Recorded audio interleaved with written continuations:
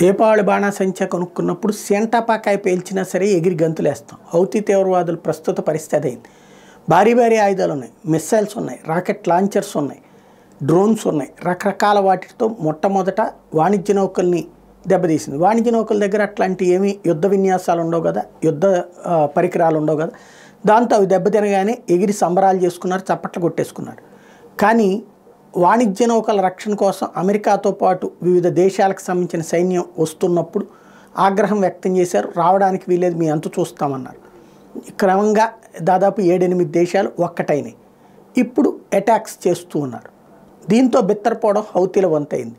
యెమెన్లోని హౌతీల స్థావరాల మీద, హౌతీలకు సంబంధించినటువంటి ఆయుధాగారాల మీద దాడులు చేస్తూ వచ్చినటువంటి అమెరికా ఇప్పుడు ఏకంగా అటాక్స్ అన్నటువంటిది ముమ్మరం చేసి హౌతీలకు సంబంధించిన మిస్సైల్ లాంచర్ అలా బయటికి తెస్తే చాలు ఇట్లా పేలిపోతున్నాయి, రాకెట్ అట్లా పెడితే చాలు ఇట్లా పేలిపోతున్నాయి. ఈ దశలో 1-2 మిస్సైళ్ళు మాత్రం బ్రిటన్కి సంబంధించినటువంటి వాణిజ్య నౌక మీదకి వేయగలిగారు.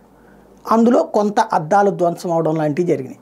దాంతో మళ్ళీ వెంటనే వచ్చేసాడు. మొహానికి ముసుగేసుకునేటటువంటి వాళ్ళు కాదు, మొహానికి ముసుగేసుకుని మాట్లాడేవాడేమో హమాసోడు.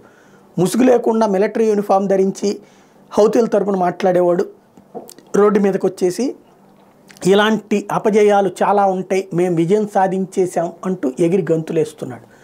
సమస్య ఏంటంటే వీళ్ళు ఎగిరి గంతులేస్తూనే ఉన్నారు కానీ వాస్తవంగా హౌతీలు విజయం సాధిస్తారా? ఒక తీవ్రవాది, ఒక రౌడీ, ఒక దొంగ విజయం సాధించడం సాధ్యమవుతుందా? అంటే తాత్కాలికంగా ఒక దొంగతనం చేయగానే నేను గెలిచానని ఎట్లా సంబరం చేసుకుంటారో అట్లాంటి పరిస్థితిలో ఉంది హౌతీ ఇప్పుడు.